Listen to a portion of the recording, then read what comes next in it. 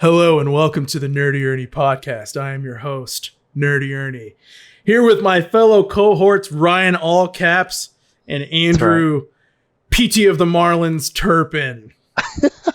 What a nickname, Drew. How are we doing, guys? Good. Feeling good. Good. All right. So today, I'm very excited to discuss Project Hail Mary with you guys. This review will be split up into a non-spoiler section and a spoiler-filled section. I think our non-spoiler section is going to be kind of brief, just because I just want to get into it with you guys. Yeah. But just to quickly introduce Project Hail Mary to the listeners and what we're discussing today. So Project Hail Mary is the third full-length novel by Andy Weir. And it is about a Dr. Ryland Grace who wakes up aboard a spaceship with no memory. All his crew members are dead around him, and he has no idea what his mission is. All he remembers, and the first thing that you learn within the first chapter, is that his mission has to do with saving the Earth, and he is very, very, very far from home. And it goes on from there. And a little bit of backstory to this book. I don't even know if you guys know about this, but so this is Andy Weir's third full-length novel. He wrote The Martian first. The Martian was his debut. It's the same one that the Matt Damon movie is based on. So it was just like a runaway hit, just like a total blockbuster, his very first book. Great movie. And then he followed it up with this book called Artemis. And I don't think a lot of people know about Artemis because it didn't do as well. I read like the first 2 chapters of it and I wasn't too into it. I could definitely see why people weren't into it. It was just like, I don't know. It was kind of a dud, right? So like, was it similar to the other two? Like, because these two are have a lot of similarities. Was that right. Similar to the other two? Right. So Artemis was from the perspective, and again, I only read like 2 chapters, so I might be butchering the paraphrasing of this, but basically it's about this girl who lives on the moon, right? So we've colonized the moon. We all live in like these domes, and I want to say it was like a murder mystery, maybe something like that. But basically, yeah, it like the voice just like felt wrong. It was very much like a traditional narrative, right? Like it wasn't like what you see in The Martian where it's like a lot of dialogue. It's not like stream of conscious, right? It was like a first person past tense narrative. Actually, I think it was third person. So it was just like him trying to write like a normal book. And it didn't do well. It obviously sold well because, The Martian was so good and he's like a huge name now. But yeah. So that is the context for his third book, Project Hail Mary, right? So him writing this book was kind of like, is he a one-hit wonder or does he have more books in him, right? Like, can he write things outside of The Martian? And that I think is probably what we're going to get into today. And my opinion is yes. I think we can definitively say like he definitely has like a niche. But I think he nailed it. I personally think Project Hail Mary was different enough from The Martian that it didn't just feel like The Martian 2.0. And it was good. Like it was all around just like super enjoyable. Yeah. And we'll start off with that. Andrew, let's go first with you. What was like your just overall non-spoilery thoughts on the book? Yeah. So, as you know, Ernie and Ryan, you might know, I was just kind of looking for something to kill the time as I drove my newly found hour and 30 minute commute to work and home every day. So, Ernie got me on one book and suggested this one at the idea that he had not read it yet. So he was just saying, the same guy that wrote The Martian, and he'd heard good things. So I listened to a little clip of it, and it was actually the first clip of the audiobook is the first like 4 minutes of the actual book. And I wasn't sold on listening to that. I was like, oh man, I was really worried about it just being one character and the computer talking to him constantly, and I was like, I don't want to get into that. Like that's not going to be fun. Then I was like, you know what? The Martian was really good, and they did a little stuff back on Earth, so he'll probably do that too, and I'll dive into it a little bit. And man, I'm glad I did, because really, really entertaining. A lot of similarities to The Martian, but a lot of differences. Like you said, it doesn't feel like The Martian 2.0. It's a completely different story, but it does involve like space travel, and problems happen constantly. Like constant problems pop up, and our Ryland Grace has got to figure out how he's going to solve them, and he sciences the shit out of it, to take a quote from The Martian, right? And yeah, it's just a really good time. There was a time in the book where I was a little skeptical on the ending and how they're going to get to that, and I'm sure we'll dive into that a little bit more here later on. But I think he did a really good job of kind of tying the ending up, and it was enjoyable. Lots of humor. It was serious. A couple moments tugged at your heartstrings, and got a little teary-eyed in the car on the drive to Jupiter. Not gonna lie, a couple times I was like, hit me hard, But That's funny. Wow, it was a good time. It was very enjoyable. It's a book that I might actually pick up a hard copy too. I'm not a big reader, and generally, I read research articles and stuff like that, stuff I have to read for work, but I don't necessarily usually read for fun. But I think this was good enough to where I might end up picking up a copy just to have laying around. Wow, that's awesome. Brian, you go next. Okay. Quick question before Ernie, is it written in the same, because Drew and I both listened to it, so is it written in the same sort of log format that The Martian was?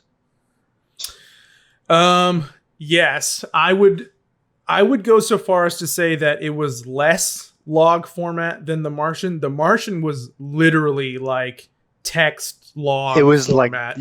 Straight from the computer. Yeah, right. So like each section of The Martian was literally like log 256, log 301, or whatever, and he would kind of like recap like the previous day and what happened to him the previous day. And sometimes it would, like skip forward in time. He would be like, oh, I haven't had access to my computer in a week or whatever. The Martian had like very, very little traditional like narrative sections. It was like pretty much purely text logs. Yeah. But to Andrew's point, that I like that he pointed out, like it was similar to The Martian in that it was like a lot of like problems happening, and he sciences the shit out of it.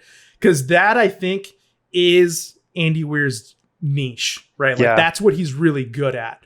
He's really good at making protagonists who are just like really competent, really smart, and just like use their knowledge to overcome problems. And like that to me is the DNA between, like the strand of DNA that's similar between Project Hail Mary and The Martian. But that being said, it's not like the plot is totally different. The stakes are totally different. The setting is totally different. And also the side characters, non-spoiler, are totally different, right? Like Andy, I feel went more fiction in science fiction, whereas The Martian was much more science in science fiction. Yeah, and I think that was a pretty big risk. I know we'll get into it. I don't want to spoil this part of the book right here, but some of the side characters, or character in particular, was, I think, a pretty big risk. When it was first introduced, I was like, oh man, I don't know about this. Like this could be really bad or really good. I don't know. And it turned out to be really good. I was skeptical when he first introduced it. I was like, man, this is a big risk right here. I didn't know what to expect, because before that I knew about Andy Weir and how he did The Martian stuff. Like, how fiction-y are we going to get with this? So it was interesting to see what happened. But I disagree with you guys on a point. For me, this felt like The Martian 2.0. Really? Okay. This felt like what he did with The Martian, he had some more exploring he wanted to do and wanted to take it to that next level. And I know we'll get into it more in the spoiler section, but I totally thought the whole time reading it, I was like, this was him, like, after writing The Martian, just wanting to go and like Because it feels like from a writing perspective, he might have took the bones of the Martian and was just like, okay, now I'm gonna do my fantastical things that I want to do.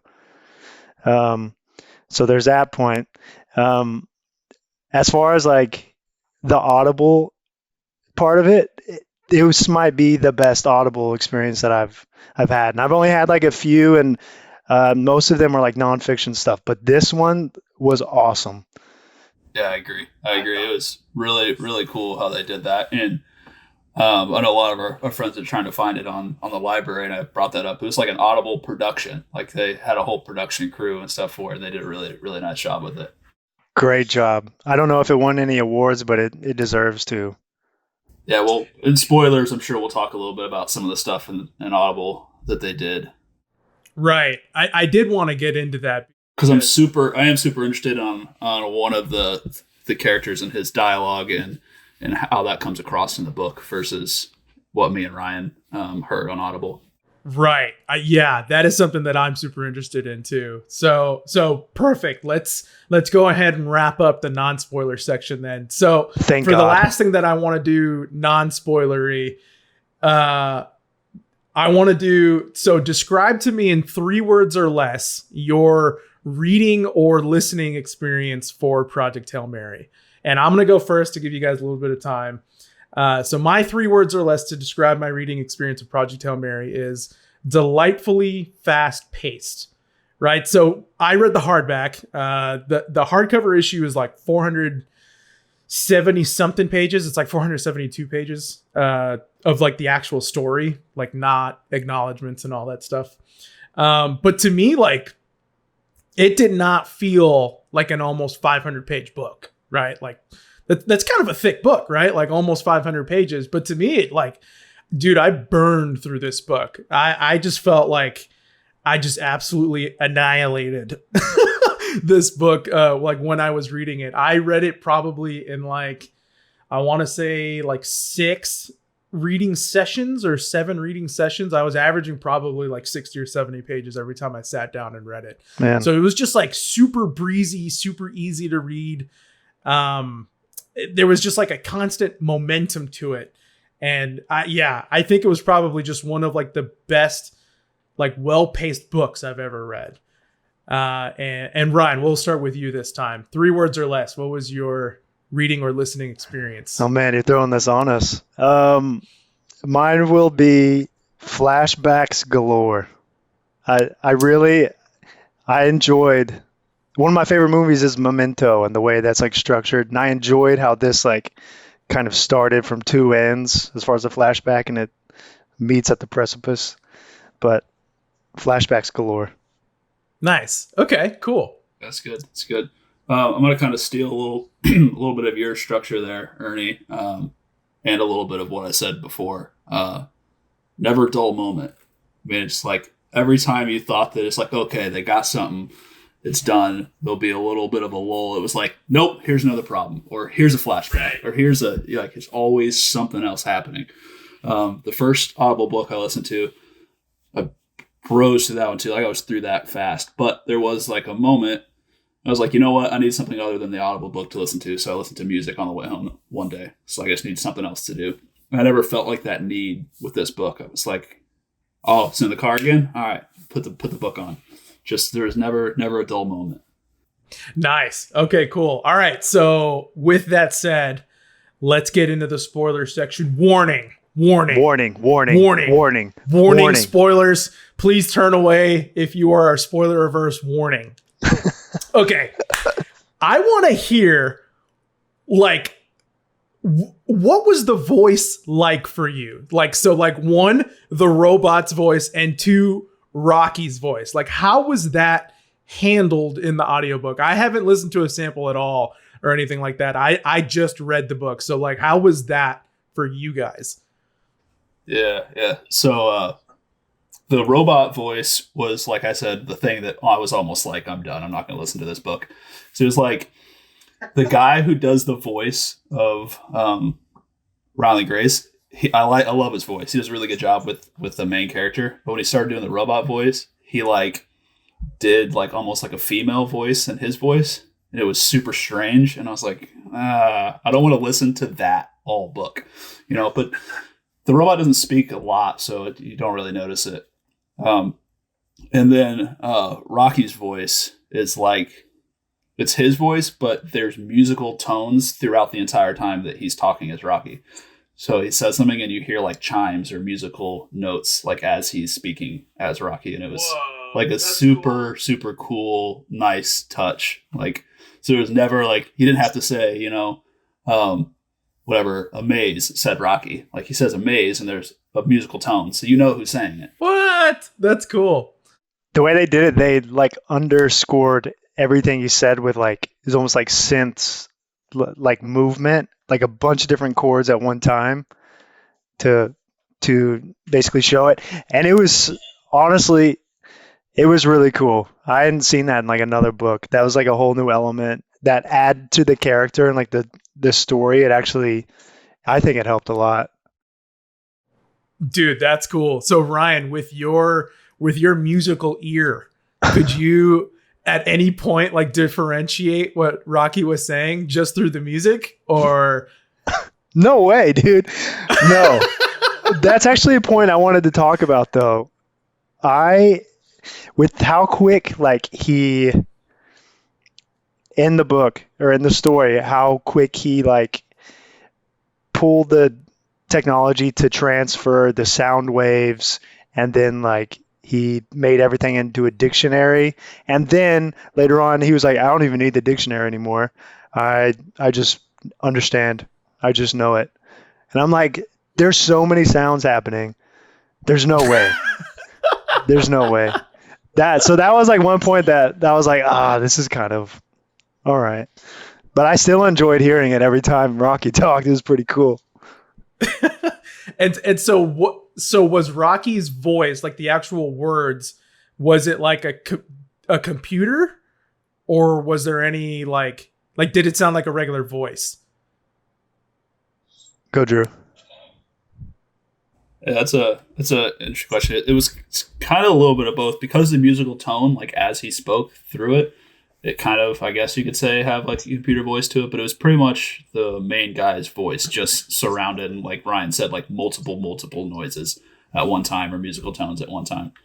So it sounded still pretty natural. Like it sounded different, but natural, if that makes sense. It didn't sound like he hit like a button on a computer and it put the sound out.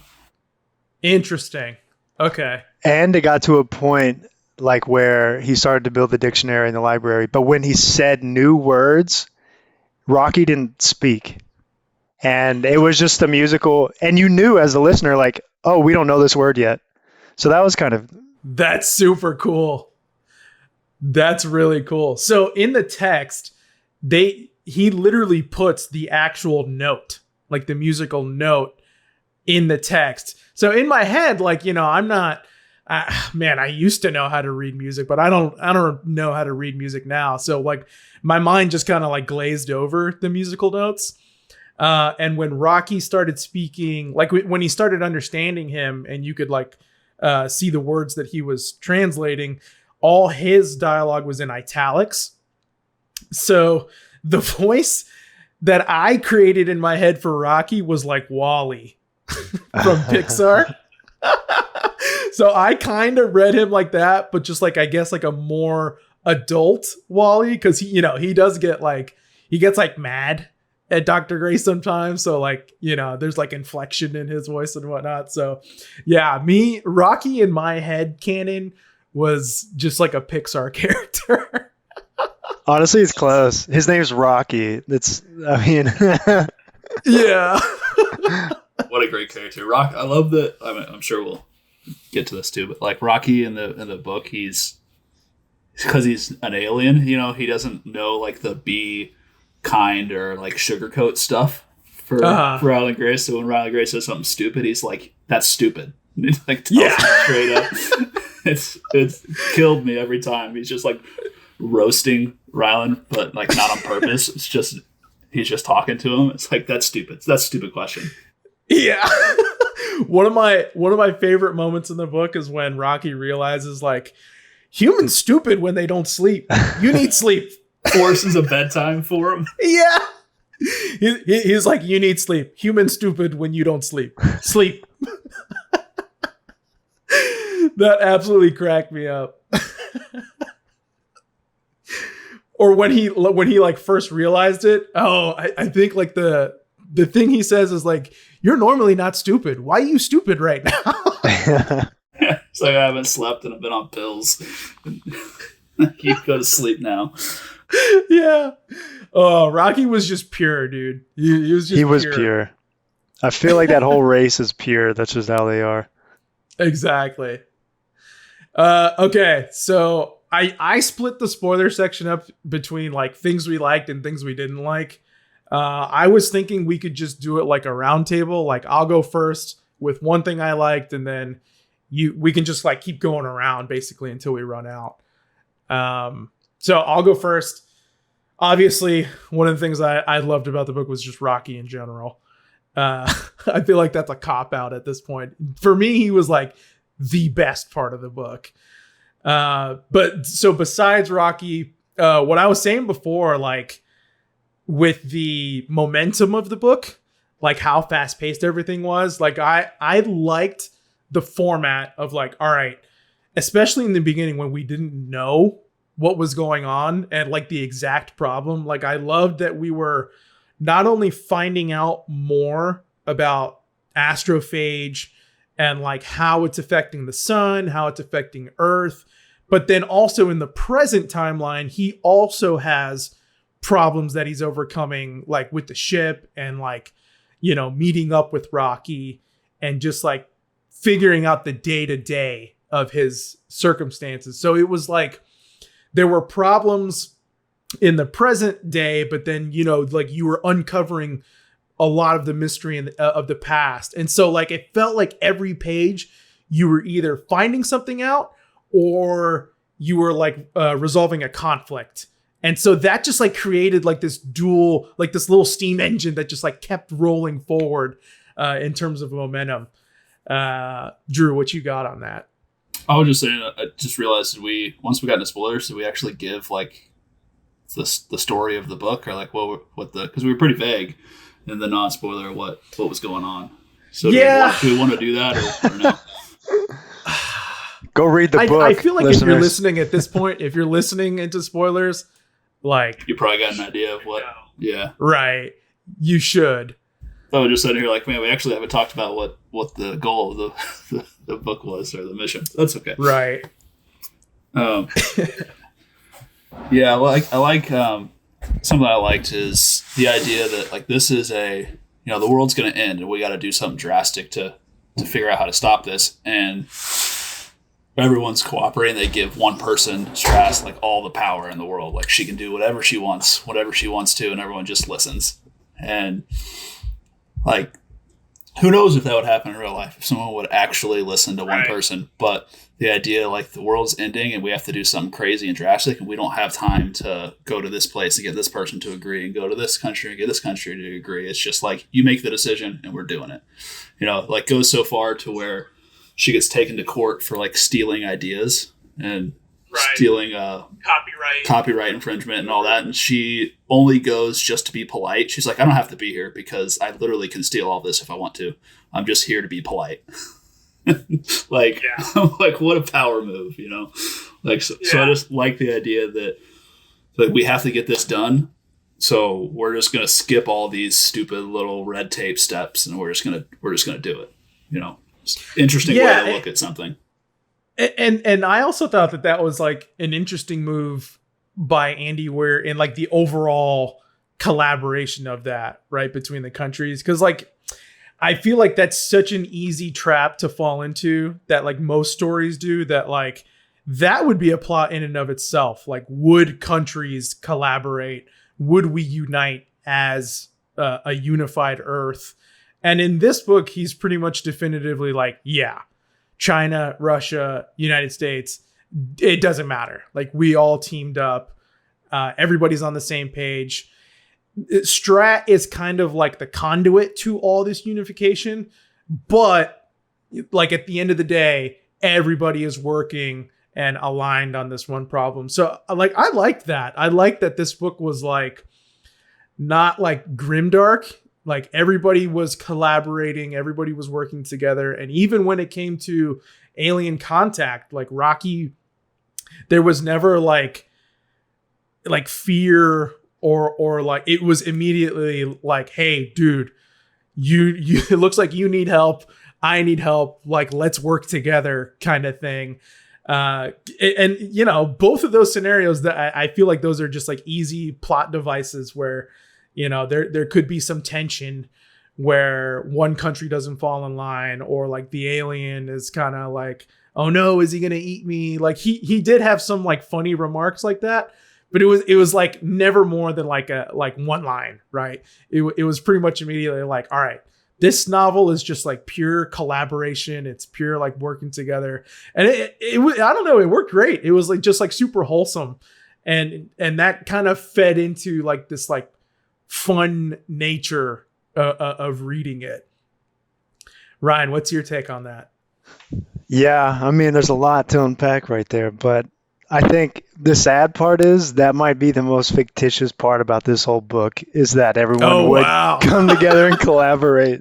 I mean, that's funny. I think it would be amazing to see what could happen in real life if that actually happened. Like everybody, all of the resources and money was put into one singular project. Could we create a spaceship like this and like leave the solar system and return, or not return, but send back the Beatles or whatever?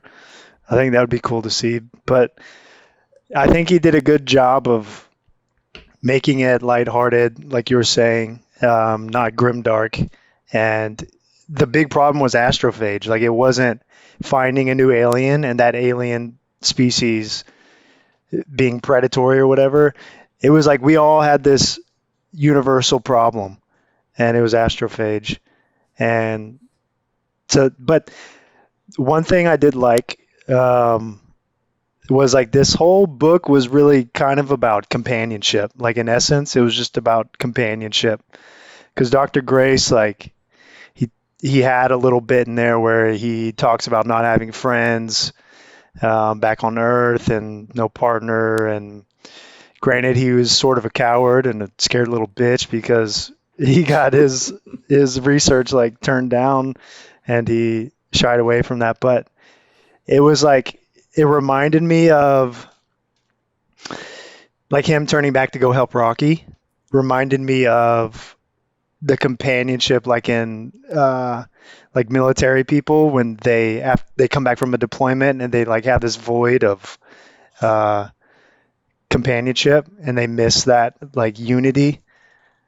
And for me, that I was like, that's like a big theme to write on, and like a nice theme that a lot of people I feel like can relate to. And I like that part about it. I like companionship. This is like the next little alien buddy story, and I like that. Yeah, no, that's a really profound way to put that. I don't know. I picked up on that. Obviously the book was like, friendship is like one of the core themes of the book, and like collaboration and things like that. But that's also a good point, in that Dr. Grace was like a loner back on Earth, and kind of just like a loner. Like towards the end, it stated that he's a school teacher just because the kids admire him and stuff like that. And so him teaming up with Rocky was very much something like him learning not only to collaborate with someone who was like his equal or even better than him, but just learning to be part of a team, right? And just be, sacrifice yourself for the other. I loved that aspect of the book, and it just worked so well for me. And mainly because Rocky was just so freaking awesome, right? Like Rocky was not only like a super competent engineer and stuff like that, and like just kind of like Dr. Grace, but just like even more badass with better materials and stuff like that. But he was also like a great friend, right? Like in the end, he was willing to sacrifice himself for Dr. Grace. And I think that was kind of like the turning point for Dr. Grace's arc, like him realizing companionship, friendship, those are the things that, you know, survive us, that survive humanity and make us go on. And that's what I meant earlier by this book was just like super hopeful and kind of wholesome.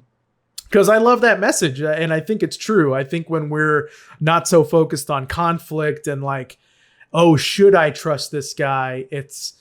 And it was more so focused on like, dude, I just got to trust this guy. Like, I got no one else.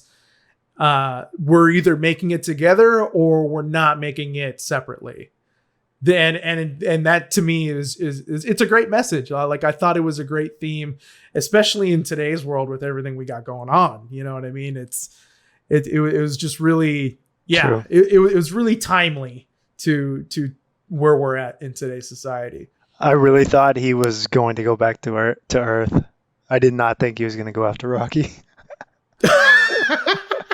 even when he realized the Talmiba. Yeah, he was just like, I got to go back to Earth because I'm a human, I guess. I don't know. Okay, what would you have done? That's probably what I would have done, honestly. You would have went to Earth? You think? I think so. I'm a bad person. Damning, Ryan. That part of the book was a huge saver for me because, like, I know Ryan has some stuff about the book too. Like, this was the moment where I was like, I don't know about this. Like, how are they going to end the book in a satisfying manner? Like, I like the idea, you know, it was a suicide mission and it was weighing heavy on him and all this stuff. And it was, you know, very noble of him to go on it. We find out that, you know, he didn't really want to go on the mission and that was a whole different thing. But I'm like, okay, so now he's going to get home and Earth's going to be a disaster. And he got forced to be on the ship, so he's not going to be happy about it. Like, how are they going to explain all of that by the end of this book? You know? Right. There's going to be too much left up in the air. Like, it's not going to be very satisfying. So when he decided, like, okay, I'm going to save Rocky, like you said, like, that's my friend. You know, that's more important than anything else is saving my friend and saving, like, his world, and Earth will still get saved because we'll send out the Beatles and all that. It was more satisfying to me. I was like, okay, all right, so now we don't have to worry about all those other things now. You know, so I was really concerned for, I don't know, it was like probably an hour or so of the book, maybe on the Audible. I was like, how are they going to end this thing? There's no way you can do a satisfying ending with all these extra conflicts now they have to talk about. And then, you know, that next little twist of, you know, Talmiba coming in and he's like, I got to go save Rocky. I was like, all right, now we're back on track. Now we're back.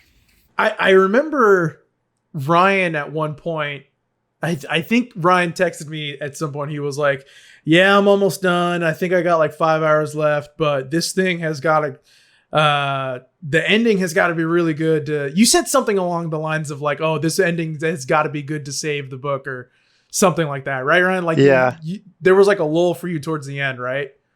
Yeah, I'm trying to remember what I said to you. I can maybe check the messages, but I do remember texting you and being like, where is this going to go? Because I think it was sort of the same lines that you were thinking, Drew, just like, how is this going to play out? Like, is it going to be as simple as like he gets it, saves it, sends the Beatles back, dies? Like, how is this actually going to play out? Like, I need some juice at the end. What's going to happen? And right. I felt the same way. Right around like when there was like 100 pages left, it was somewhere around there. I noticed the momentum and like the fast pacedness of the book. It still felt fast paced, but it also felt like we were just kind of like, all right, we're just like wrapping things up now, right? Like we've got 100 pages left. We know what we're going towards. Here's the solution to the problem. He's just got to get back to Earth. Rocky's going to go back to Arid. It felt like it was going to be predictable. And so, yeah, like the last 100 pages, I was like, we'll see if this like totally sticks the landing. And I didn't feel like it was going to, which was, you know, up until that point, I was having a blast. It was a great reading experience, but I was like, we're kind of fading here a little bit. But like you guys said, at the very end, probably like the last like 30, 25 pages or something like that, then I was like, oh, okay, I see where we're going towards here now. Like he's turning around, he's going back to Rocky, he's not going to Earth, he's actually going through with, giving himself to this mission, which I think was like a good symbolic gesture for his overall like character growth. But him ending up on Arid was really cool. And just like, I just absolutely loved the ending of him actually like being a teacher to the little Iridians. I thought that was just like super fitting. And yeah, like there was like that brief little moment, like right around 100 pages left, where I was like, I don't know about this. But then it quickly was like, all right, no, he stuck the landing. This was just great overall ending. Did you guys like the twist of how it turns out he wasn't some stud scientist researcher, but he was actually, well, I mean, technically he is. He's basically a genius, but his like morals and his courage is not that great. We find out. How did you guys feel about that twist? Yeah, that was kind of the like last big question, right? Like, how does he become the astronaut for this mission, right? Because they had Dubois and the other backup. I forgot her name. By the way, we got to talk about those two at some point. Oh yeah. Yeah, that was also weird. I'm sure it must have even been weirder for you guys because of the audiobook experience. But even reading him was like weird. I don't know. That was just such a weird way to write those two characters for me.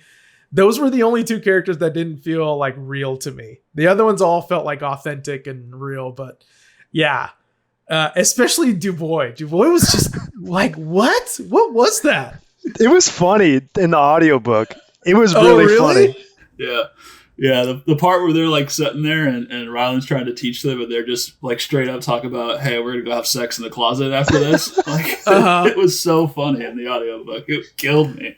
I was like in the car like laughing so hard. Are you serious? Yeah. Dude, when I read that, I was just totally cringed. I was like, oh my God, dude, what is this? Like, why are you writing this in right now? But you're so right. It was like so far out of left field. Like I didn't see it coming. I think that's why it made me laugh so hard, because it was like so different than the rest of the book, and those two characters and the way they were talking about that was so different than everything else, that when they started just being like, oh yeah, we're having sex all the time, and hey, you want to have sex after this? Yeah, I would really much enjoy that. But it was like how formal he was too, though. She was like, yeah, do you want to go have sex with this? And then I think his exact line was like, I would find that agreeable. Yeah. Like he just spoke like so formal, and I guess it was like the performance for you guys too, like the delivery of the lines, because I just like couldn't hear him in my head for whatever reason. I was like, this guy's so weird. The voice was perfect. The voice on the audiobook was perfect. Oh, okay. That definitely helped then. Yeah. Yeah, because for those sections, I just remember being like, why are you writing this guy like that? It's so weird. Oh, sorry, I derailed us there for a second, Ernie. No, that's fine. That's perfect. That's what the Bros Book Club is for. It's all about being derailed. Derailed. It's just bros derailing each other. We're just derailing, bro.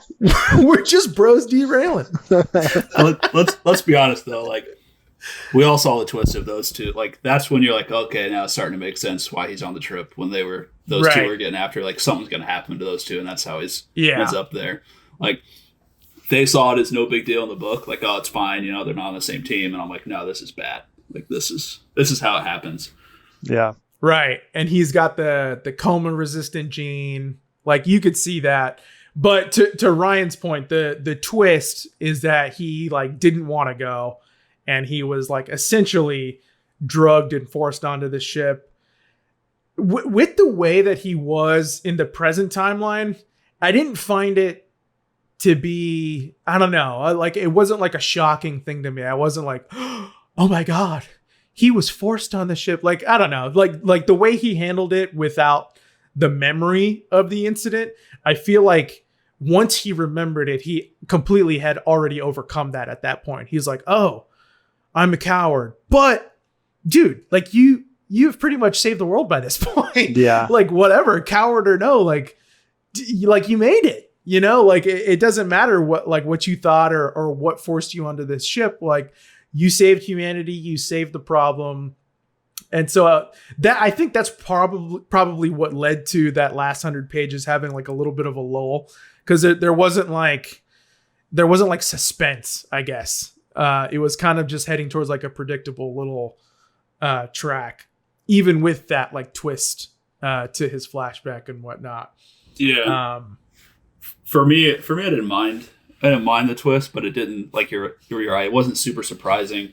One thing I didn't like about it was she had the drug that made him forget stuff in the near term, and then he would remember stuff later. Like, it just seems like the author was basically searching for some reason why he would have lost his memory, when I think it would have been acceptable, and I would have never thought a second thing about it if it was just, you know, he was in a coma for 4 years, so he forgot some stuff and his memory is coming back slowly.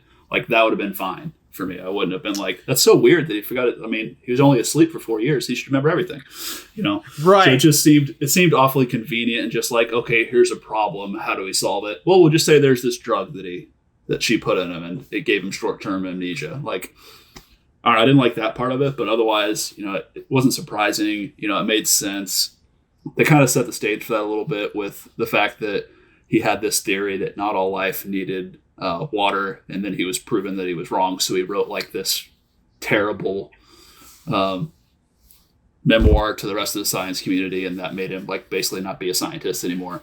Like, for me, that was kind of a, like, you know, they haven't necessarily disproven your hypothesis, so why are you just giving up that easily? You know, like, I'm just not going to be a scientist anymore because you guys don't believe me. Thought that was a pretty convenient, or not convenient, you know, but most people wouldn't do it that way. So when they're like, oh yeah, he didn't want to go on the trip to begin with, like, not surprising. But I didn't really like the drug thing that they gave him.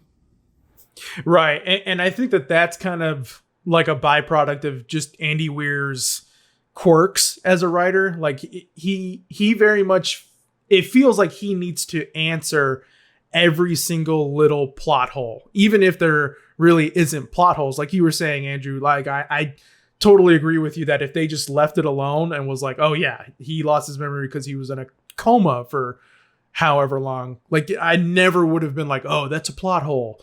How did he lose his memory or whatnot?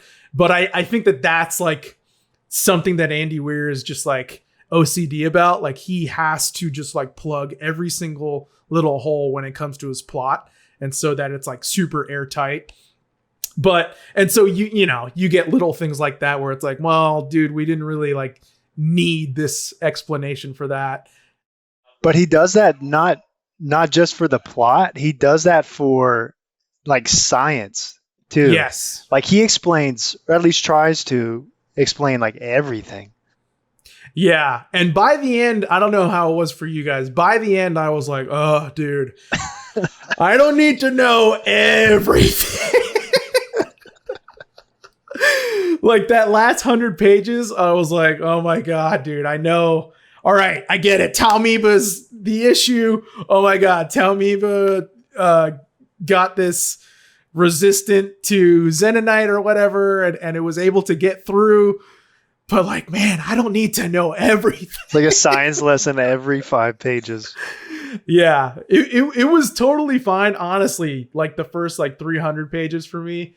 But like right at the end, I guess it was just because I knew I was towards the end. So I was like, all right, like, come on, man, let's go. Let's wrap this thing up.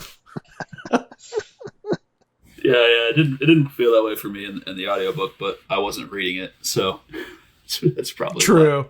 Yeah, I could see that if you're reading it every time and it's like you got to a plot point, but then you had 7 lines of science explanation. You're like, all right, dude. Yeah. Get it. Yeah, like towards the end, when he realized the Talmiba was like leaking through the Zenonite or whatever, like that was a perfect enough explanation. I was like, oh shit, that was like a byproduct of his, you know, making super Talmiba. But he goes on for like another page explaining how, well, you know, the tennis ball metals. explanation. Right, yeah. He goes on like this like soliloquy on how metal is seen as like this barrier, but in reality at the atomic level, it's more like a thick jungle.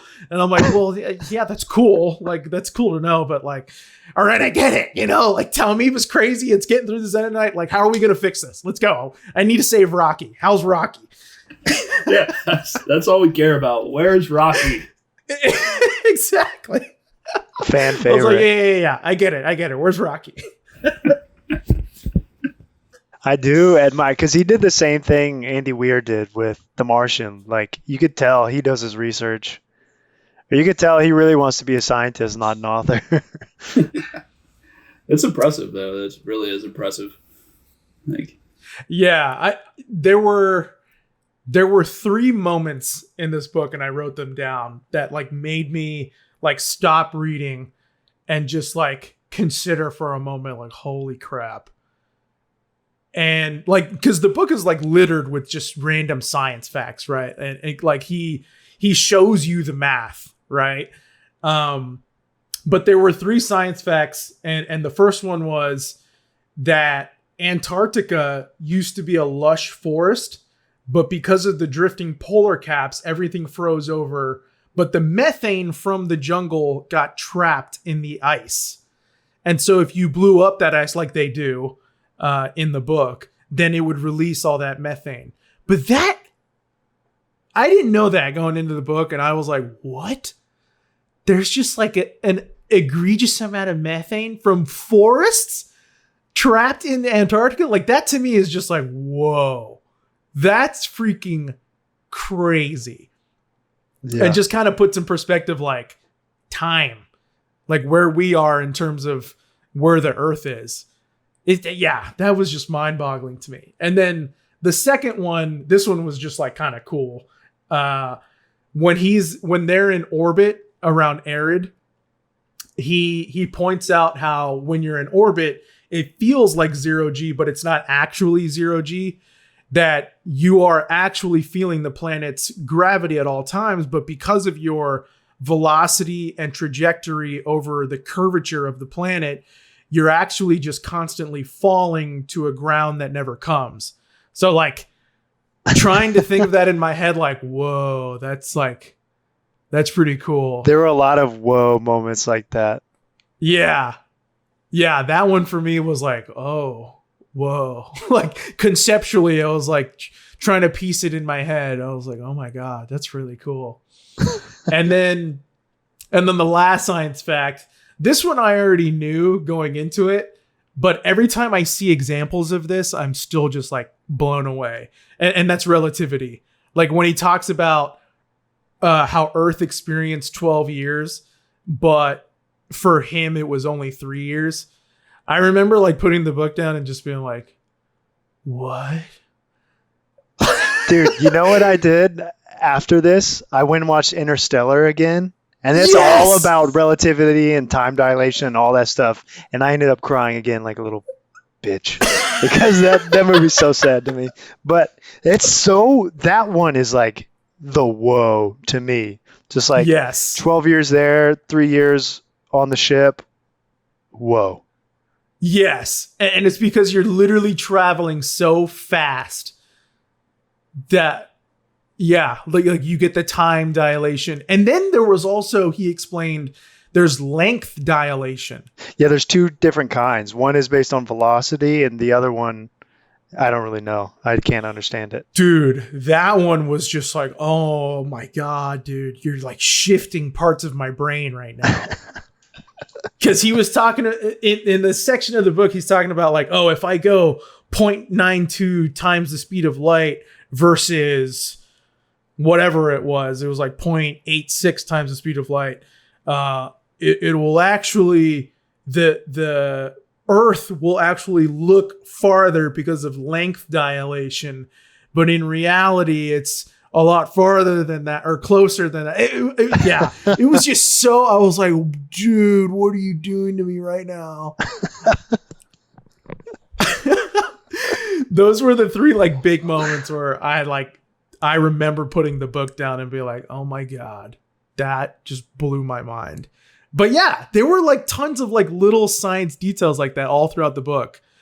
And so it felt like I was like learning while I was, enjoying this entertaining story. Did you guys get the same thing listening to it on audiobook? Yeah, I mean, there's just so much stuff that he said that just some of it goes over your head, and other stuff is just so hard to like comprehend that it was always, yeah. For me, it was just hard to even understand how much he was saying. You're like, geez, right? Like, there's always, like you said, every other page was like this big science explanation. So I felt like I was getting smarter. I couldn't tell you half of the stuff that he said in the book, but it did feel like that. I've never Googled more chemistry related stuff, like periodic table related Google searches. Oh, that's funny. You actually Googled this stuff then. Well, just like, what is a noble gas? Something I learned when I was like in 5th grade or something. What is a noble gas? What is the periodic table?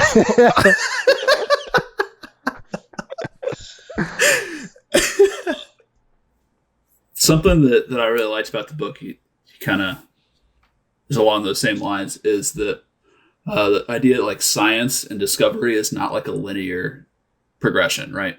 So you got Ryland and Rocky, who both end up in the same exact spot, but they have wildly different understandings of science, and they're in different positions in science. They both can build a spaceship that can travel at the speed of light and all this, but Rocky doesn't even know about radiation, So it's really cool to see, because in the world we live in, right, everyone thinks it's like it's this step and then it's this step and then it's this step, and you can only go that direction, right? They get so upset when one hypothesis is made and then it's proven wrong. They're like, well, these guys don't even know what they're doing. But in the book, right, it's like science is all over the place, right? They're both, like I said, both good enough to get to Tau City, but they have this wildly different degrees of scientific exploration and understanding, and they end up sharing that with each other. But it's really cool to like see that it's not this linear progression, Yeah, and I like how he illustrated that, in that, like, why would he ever worry about radiation when on his planet radiation is just like not a thing to worry about, because the atmosphere is so thick and like they're breathing totally different things. And then like vice versa, like why would we ever think about nitrogen, because our planet is just so filled with nitrogen. Like we breathe 70% nitrogen. And so when we think of nitrogen, we just think of it as like this harmless thing. And so, yeah, like I liked how it illustrated like the things that we just take as like second nature on a different planet, that might be a totally different kind of thing. And it creates different problems to overcome and different solutions to these different problems. And so, yeah, like you start having these like branching paths, reaching to maybe similar destinations, but like in the book was brought up, like, oh, they never considered radiation protection. They never needed to before, but they were able to achieve light speed and getting out to Tau Ceti and things like that. So yeah, that was another cool like science aspect of the book that I really liked. And then on top of that, the difference between like their engineering capabilities and what they can do with Xenonite versus they didn't have computing and we do. But then also they're able to do interstellar travel without the computing powers and capabilities that we have. Like that was a whoa moment to me too. Like they just navigated this like they were on a ship going through the ocean basically, and they were just so good with their sonar that they were just going like that. It's pretty cool. Yeah, that's something I really like, because like their species is obviously way smarter than ours, but there's these like things that we take for granted, like I said, that we just know, and they're like, "What? Well, that's a thing, right?" But they're clearly smarter and more advanced than us. But there's like these basic information, basic knowledge points that they don't have, just because of the world they live in and the senses they have or don't have, right? Like he can't see, so think about some of the stuff like why would they need a computer that they don't see, stuff like that is just cool to kind of see like a different perspective. And Rocky like touches it on it earlier in the book, because like Ryland asks him why, like how did what are the chances that we both ended up here?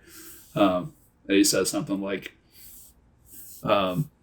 because we have about the same amount of science, because if we had too much science, we wouldn't need to be here. We'd have solved the problem already. But if we had too little science, then we wouldn't be able to get here. It's just kind of cool. And I especially loved how in the book it illustrated, like, you've got this species who is just amazing at hearing and like sonar, right? Like that's how they kind of like perceive their world. But then you've got humans like us. It kind of like it painted a cool picture of like how cool we as humans are, right? Like I love the section where Dr. Ryland was like, oh yeah, I can smell that. And Rocky was like, smell? And he was like, yeah, it's kind of like hearing at range. or tasting at range. He was like, yeah, it's kind of like tasting at range. And then just him explaining that he can like see light through 2 organs on his face. And Rocky just being like, what? Like you can see light?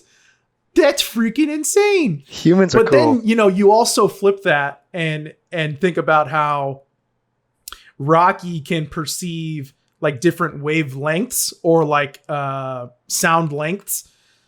And that was also like a mind-blowing moment for me. Like when he was explaining, that was the other one. I forgot to write this down. But the part where he's talking about there's certain wavelengths that humans can see and other things like gamma radiation or microwaves.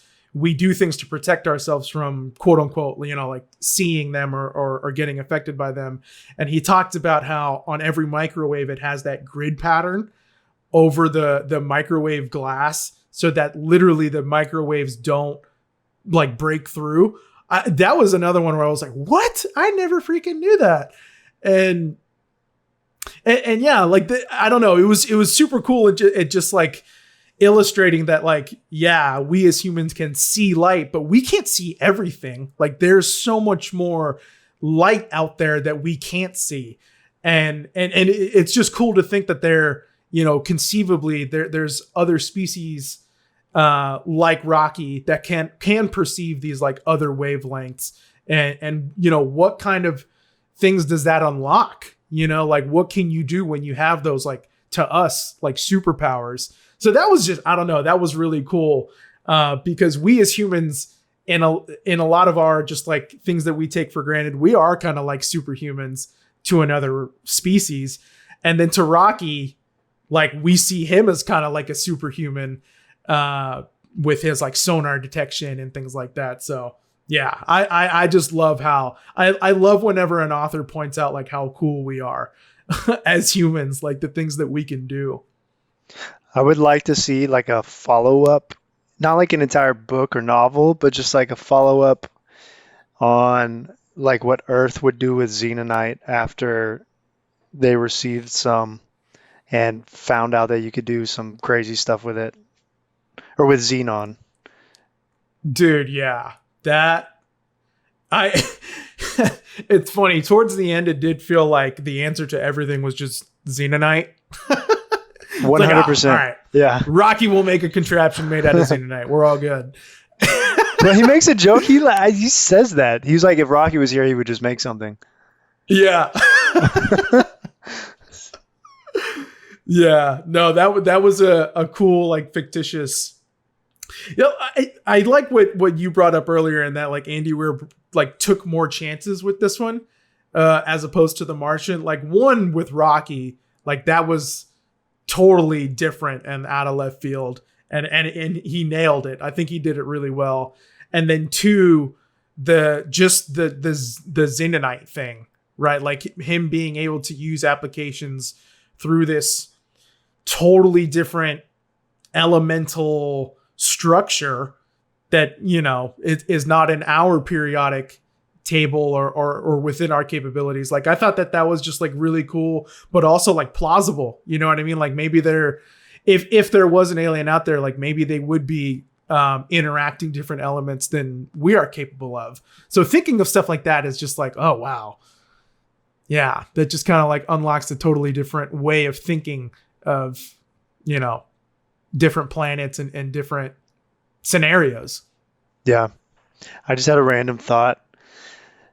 I think one thing I really like is like different scenarios on how the first interaction would be with aliens. And I don't know if anyone has ever like gone out and made an anthology or something, not like super long books, but just like 10 pages or something on just a bunch of different scenarios on how it could go.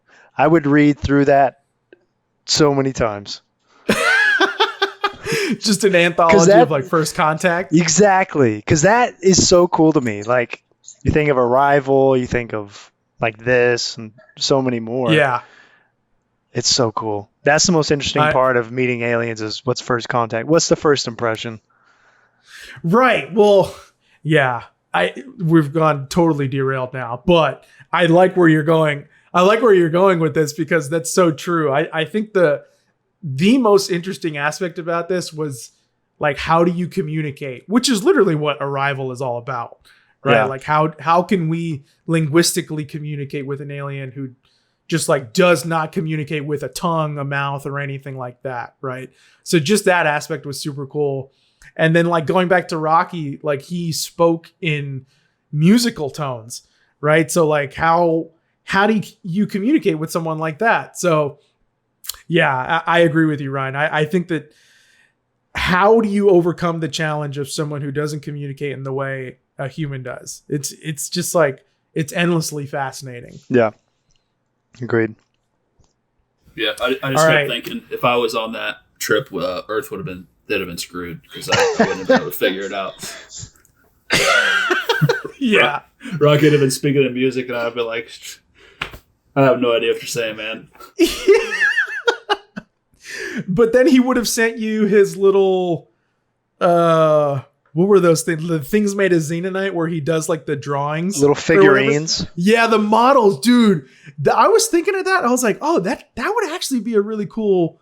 I think that if that scenario were to happen, that is how you would communicate. Because that's how the first cavemen communicated, you know? Like we communicated through pictures.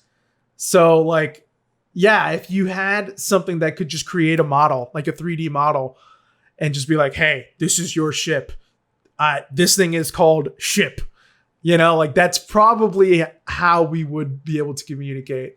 But yeah, I mean, we're just, what are we? 3 freaking bros talking over a podcast? We're not scientists. Yeah, severely underqualified for that mission is all I can think of. Yeah, I would just be like, beer? Do you drink beer? I would have found the vodka as soon as possible. The vodka. The vodka. I probably would have been the one that didn't wake up from the coma, to be honest.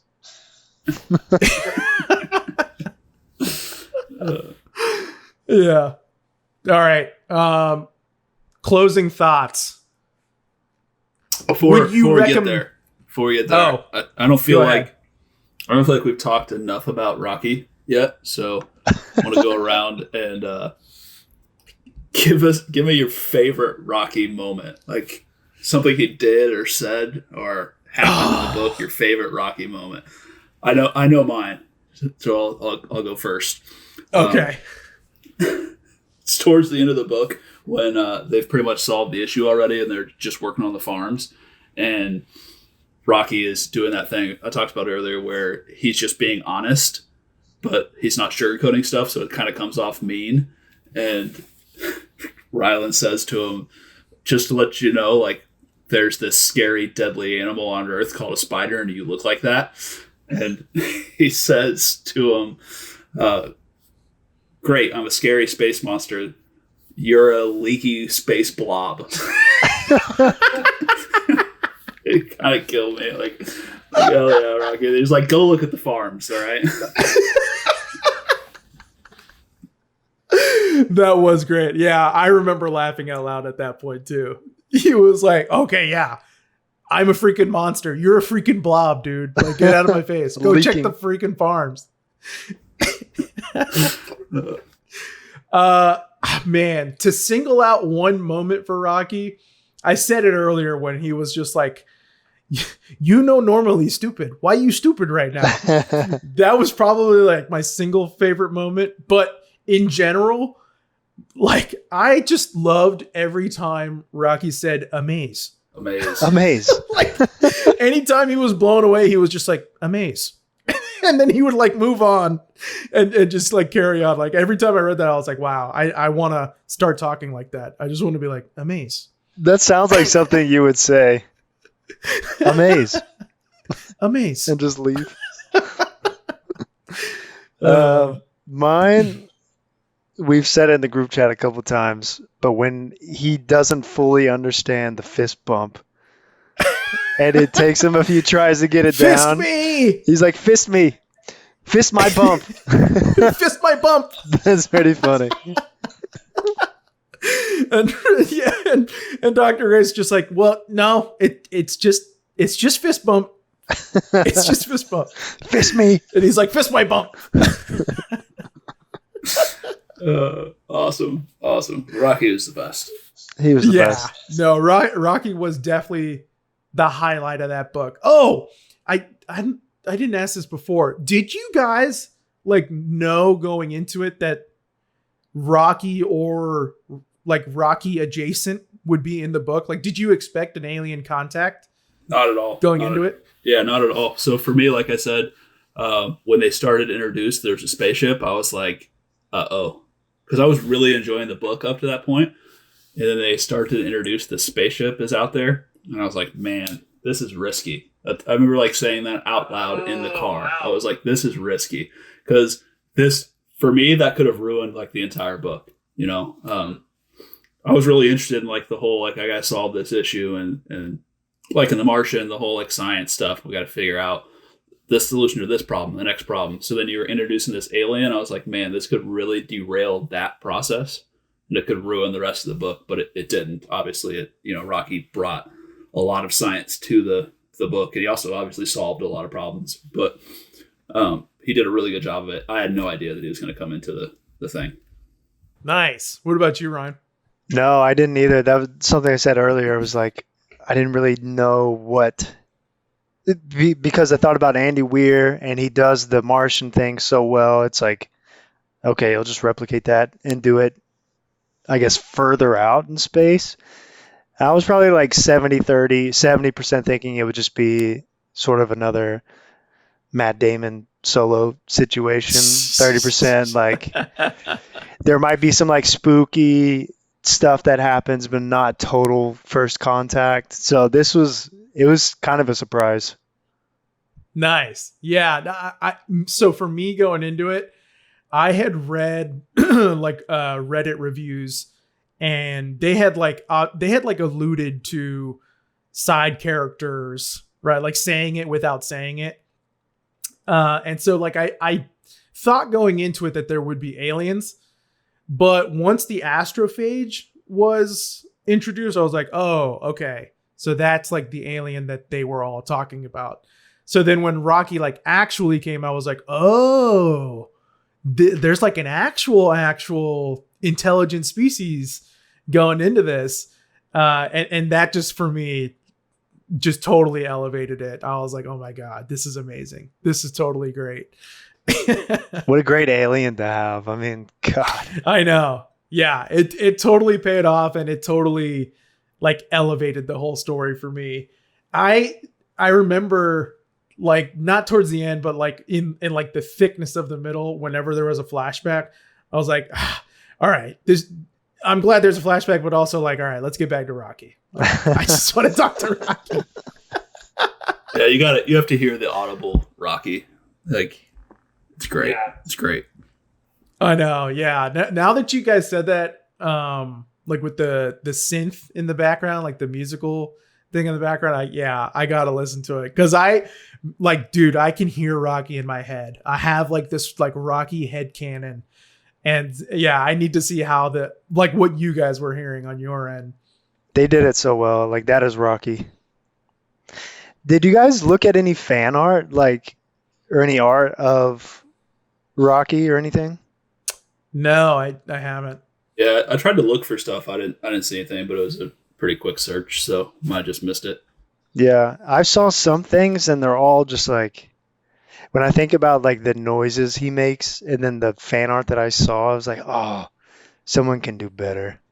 There's like, because they're all like really like, I know that it's how he is. Like he's really rocky, no pun intended. Yeah. And hot. He's like a and, rock spider. Yeah, and he's got, what is it, ammonia? What is his? Ammonia. He has yeah. ammonia, and that's smelly and not good.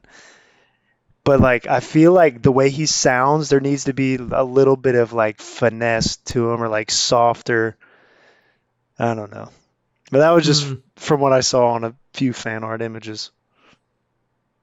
I'll have to go look those up. I didn't even think to look that up, but yeah, that's a good point. All right. I think we have enough material. We're at an hour and 11 minutes now. That's a good solid hour episode, basically. Closing thoughts, wrapping up. Would you recommend this book / audiobook to a friend? I don't think I would, because I already have. I've already recommended it to people.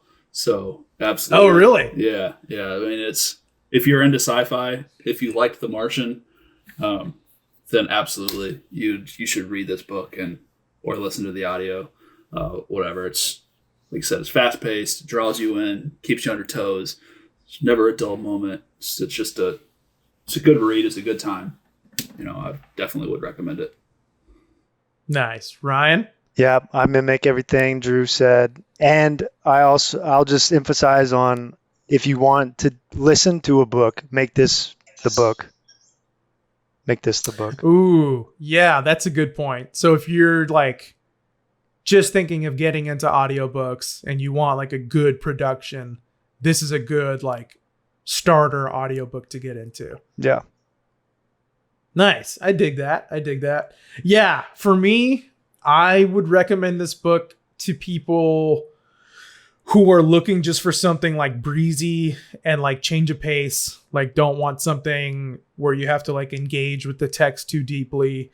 All the answers are there. There's no plot holes. It's very just like surface level, but just like overall, just super entertaining story, really funny characters, really funny dialogue, just like a good book to turn your brain off and like, yeah, just enjoy a good lengthy little tale. Like I was saying, it's almost 500 pages, but it never feels that way. It's always like super fast paced, a lot of momentum, just a fun ride all the way through. Agreed. Amaze. Thank you for tuning in to the Nerdy Erdy podcast. This was success. Amaze. Now we humans go sleep before we get leaky. I watch you. And stupid. Thank you for tuning in. Subscribe, like, hit me up on YouTube. What else am I supposed to say? My Patreon. I don't have a Patreon. Smash that like button. Smash that like button. Smash the like button. All righty. All right, bros.